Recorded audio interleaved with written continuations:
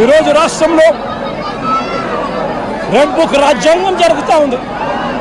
రేపు సుదీర్ఘంగా 11 గంటలకు మళ్ళీ ఒక ప్రెస్ మీట్ పెట్టి రాష్ట్రంలో ఇవాళ జరుగుతూ ఉన్న కరెంట్ అఫైర్స్ మీద ఇంకా సుదీర్ఘంగా కూడా చంద్రబాబు నాయుడు గారు చేస్తూ ఉన్న అన్యాయాల మీద రాష్ట్ర ప్రజలందరికీ కూడా కరెంట్ అఫైర్స్ మీద మళ్ళీ వివరించడం కూడా జరుగుతుంది. అయితే ఒకటే ఒక మాట చెప్తా ఉన్నా, చంద్రబాబు నాయుడు గారికి చెప్తా ఉన్నా, చంద్రబాబు నాయుడు గారికి ఒత్తాసు పలుకుతా ఉన్న పోలీస్ డిపార్ట్మెంట్లో ఉన్న కొందరు అందరూ కాదు, కొందరు పోలీస్ డిపార్ట్మెంట్లో ఉన్న కొందరు పోలీస్ అధికారులకు కూడా ఈ సందర్భంగా తెలియజేస్తా ఉన్నా, ఎల్లకాలం చంద్రబాబు నాయుడు గారు అధికారంలో ఉండరు. చూస్తూ 1 సంవత్సరం అయిపోయింది. మరో 3-4 ఏళ్లలో మా ప్రభుత్వం వస్తుంది. మా ప్రభుత్వం వచ్చిన తర్వాత ఒక్కొక్కడికి సినిమా చూపిస్తామని చెప్పి మాత్రం ఖచ్చితంగా చెప్తా ఉన్నాను.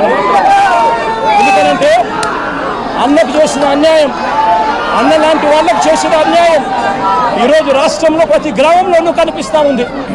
ఈ గ్రామంలో ప్రతి గ్రామంలో కనిపిస్తూ ఉన్న ఈ అన్యాయాలకు నేను ప్రతి అధికారికి నేను ఒకటి చెప్తా ఉన్నా, ఈ అన్యాయాలలో మీరు భాగస్వాములు కావకండి.